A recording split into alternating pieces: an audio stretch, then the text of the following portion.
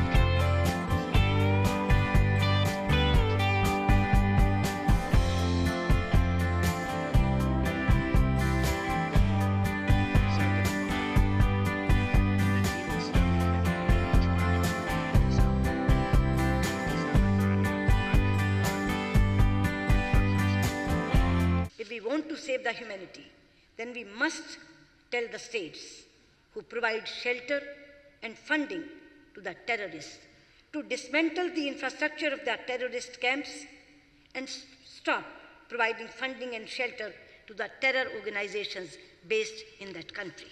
The late President of India, Dr. APJ Abdul Kalam, popularly referred to as the People's President, said, and I quote, "Where there is righteousness in the heart, there is beauty in the character.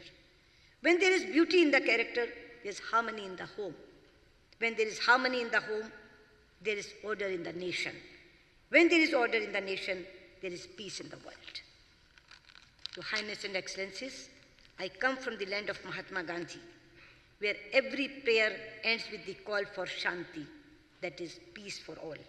I convey our best wishes, our support, and our solidarity in your quest for stability, peace, harmony, economic growth, and prosperity for your people and the world. I'm honored to join my colleagues from nations that represent our great religion and ancient civilizations. I stand here as a representative of a land that has been for ages a fountain of knowledge, a beacon of peace, a source of faiths and traditions, home to many religions, and now one of the major economies of the world.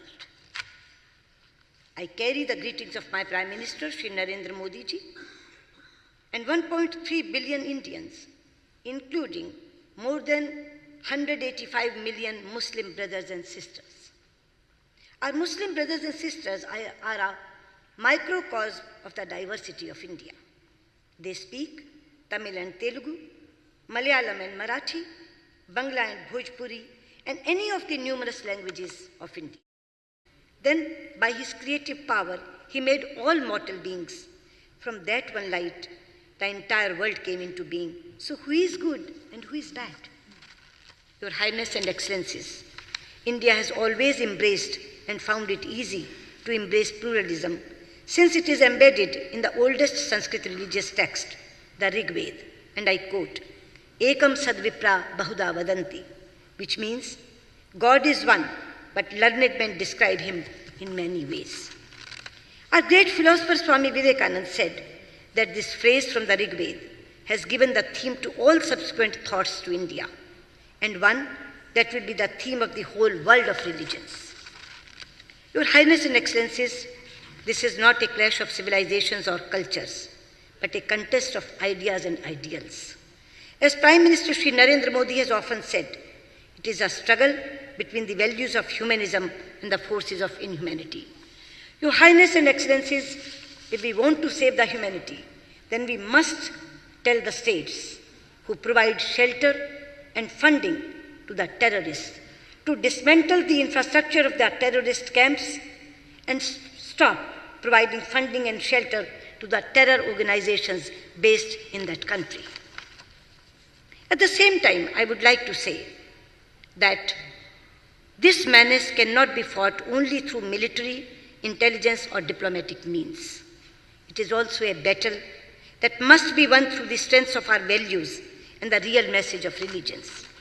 This is a task that states, societies, sages, scholars, spiritual leaders, and families must pursue through personal contacts and on social media. And for this, faiths must speak to faiths. Cultures must engage with cultures. Communities must build bridges, not erect walls. The youth must shape the future, not destroy lives. Your Highness and Excellencies, I am particularly pleased to participate in a conference whose theme is a roadmap for prosperity and development. However, I may enter a caveat. The young are not going to be content with only roadmaps. They want roads as well. They also want them to be built fast. It must be our common objective to ensure that we leave them a world that is infinitely better in terms of equitable economic growth and social justice than the one we inherited. That is the mission which has brought us together in Abu Dhabi, a city that has matured into a landmark of Asia and the world.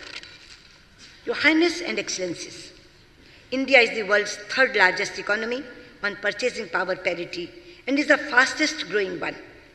We are prepared to share our market, resources, opportunities, and skills with our partners. We will do what we can within our capacity to ensure that the path to development remains open to all and the global trade regime is open, stable, and fair.